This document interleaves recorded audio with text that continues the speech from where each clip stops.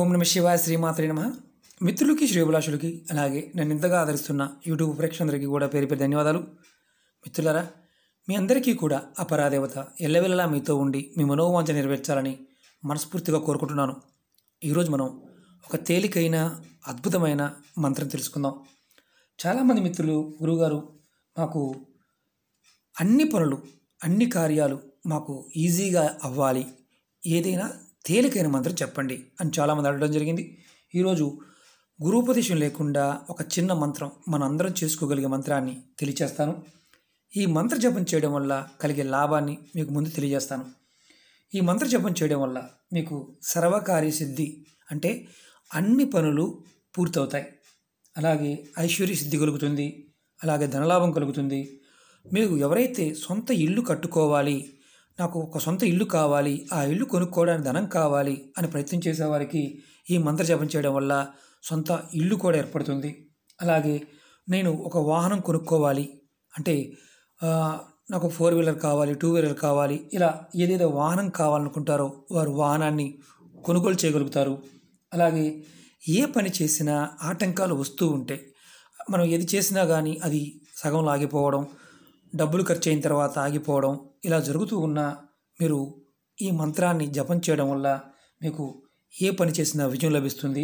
అలాగే చాలామందికి మనకు కావాల్సింది వ్యాపారం చేసేవారికి, అలాగే రాజకీయాల్లో ఉన్నవారికి, అలాగే వ్యక్తిగతంగా కూడా మంచి మిత్రులు కలిగి ఉండడానికి, కుటుంబంలో కూడా జనాకర్షణ కలగాలి, అలాగే మనకి వాక్కు కూడా కలగాలి, అంటే మన మాట చక్కగా పనిచేయాలనుకునేవారు ఈ మంత్రాన్ని జపం చేయవచ్చు. ఈ మంత్ర జపం చేయడం వల్ల మనకి సర్వకార్య సిద్ధి కలుగుతుంది.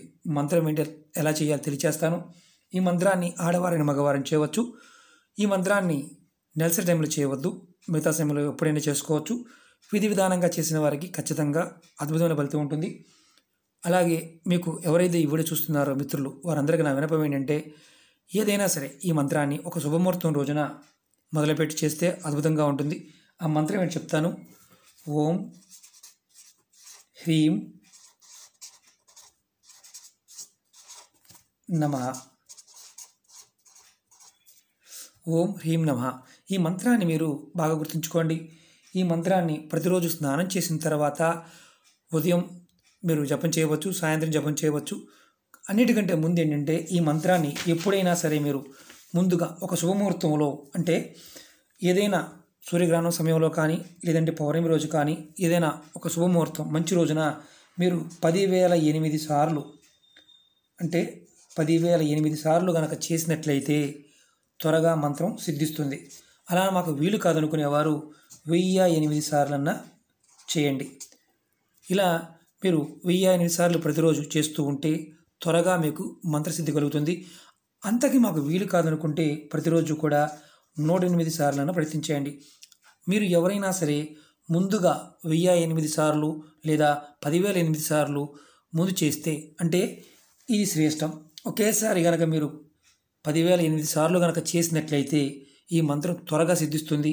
తర్వాత మీరు ఏ పనికి వెళ్తున్నా ఈ మంత్రాన్ని 108 సార్లు అనుకొని చేసినట్లయితే ఫలితం త్వరగా వస్తుంది.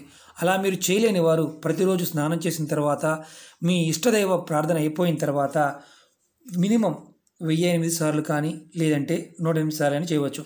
దీన్ని జపమాలతో చేయవచ్చు, అలాగే లేదంటే మనసులో కూడా మననం చేయవచ్చు. ఈ మంత్రానికి గురూపదేశంతో పని లేదు, చాలా శక్తివంతమైన మంత్రం. ఈ మంత్రాన్ని మీరు ఆడవారిని మగవారిని చేయండి, ఖచ్చితంగా మీ మనోవాంఛ నెరవేరుతాయి. ఇల్లు, ధనలాభము, అలాగే ఐశ్వర్య సిద్ధి, మనసులో ఉన్న కోరికలన్నీ కూడా నెరవేరడానికి రామబాణంలో పనిచేసే మంత్రం.